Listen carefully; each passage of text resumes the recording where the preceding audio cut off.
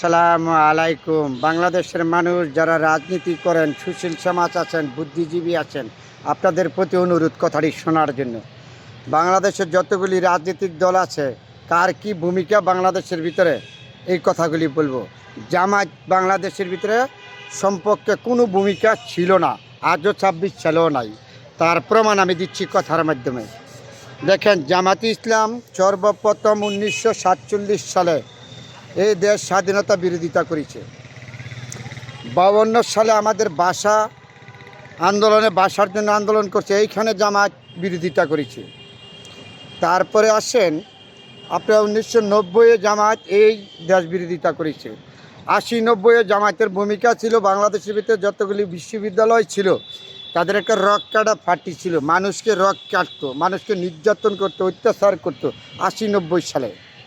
তাহলে জামাতের বাংলাদেশ সম্পর্কে ভালো কোনো ভূমিকা ছিল না, সর্বপ্রথম থেকে আজও 26 সালেও নাই। তার মানে কি আমি বুঝি। দেখেন, আওয়ামী লীগ যদি খারাপ হইতে পারে, স্বৈরাচার হইতে পারে, তার আগে আমি বলে 1947 সালে হয়তো মাওলানা ভাসানী দল ছিল, তবে আওয়ামী লীগের বাংলাদেশ সম্পর্কে ভালো ভূমিকা ছিল। ভাষা আন্দোলন সম্পর্কে আওয়ামী লীগের ভূমিকা ছিল, বিএনপির ভূমিকা ছিল।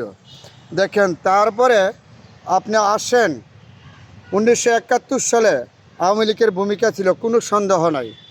বিএনপির ভূমিকা ছিল, শহীদ প্রেসিডেন্ট জিয়াউর রহমান স্বাধীনতা ঘোষণা দিয়েছে, এমনকি রাঙ্গুনের যুদ্ধ করেছে, বেগম জিয়া জেলে গিয়েছে এবং শেখ মুজিবুর সাহেব জেলে গিয়েছে, তার পরিবার নির্যাতিত দিয়েছে।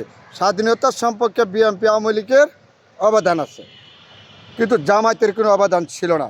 এই সময় তারা স্বাধীনতা বিরোধিতা করেছে, 30 লক্ষ মা বোনের ইজ্জত নষ্ট করেছে। জামায়াত এমন একটা দল, আপনাদের সকল বাংলাদেশের নাগরিক যারা সুশীল সমাজ আছে, আপনাদের প্রতি অনুরোধ, আপনারা যদি প্রমাণ দিতে পারেন জামায়াতের বাংলাদেশের ভিতরে ভালো কোনো ভূমিকা ছিল না।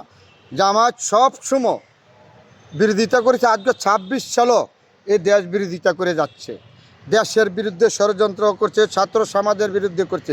জামায়াত এমন একটা দল, তাইলে সময়ের অপেক্ষা। যতবার জামাত বিপদে পড়ছে ততবার বিএনপির লুঙ্গি নিচে জামাত মাথা দিয়েছে, বিএনপির আশ্রয় নিয়েছে। এই 17 বছর আন্দোলনে যখন জামাত নিষিদ্ধ করেছিল, জামাত নিষিদ্ধ করার পরে কোথায় ছিল? জামাত গুপ্ত একটা সংগঠন ছিল। 5 আগস্টের আগে ছিল ওরা ছাত্রলীগ, হেলপেট লীগ, গুপ্ত সংগঠন।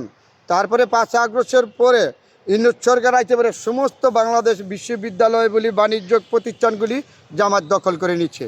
ইউনূসের সময় মোমবাজি করা, ধমবাজি করা, এরকম করা। তারপরে নির্বাচনের সময় এই নির্বাচিত হয়ে এতটি সিট কখনো জামাত পায় নাই। জামায়াতে এখানে অনেক টাকা খরচ করেছে, আপনারা প্রমাণ আছে। জামাত কিন্তু বিমান দিয়ে শুদ্ধ টাকা নিচ্ছে, জামাতের নেতা ধরা খাইছে। সেই জামাতের দলটা জন্ম হওয়ার পর থেকে বাংলাদেশের পক্ষে তাদের কোনো ভালো কাজ ছিল না। তারা দেশ বিরোধিতা, স্বাধীনতা বিরোধী, দেশের ষড়যন্ত্র সারা জীবন করে যাচ্ছে। তাহলে এই দেশ শেষ সম্পর্কে অবদান আওয়ামী লীগের আছে, বিএনপির আছে, অন্য জামাতের কোনো নাই।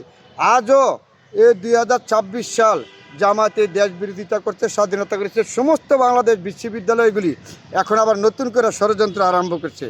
আপনারা জানেন, ঢাকা বিশ্ববিদ্যালয়ে যারা নির্বাচিত হয়েছে তারা একটা গুপ্ত সংগঠন, হেলপেক সংগঠন ছিল।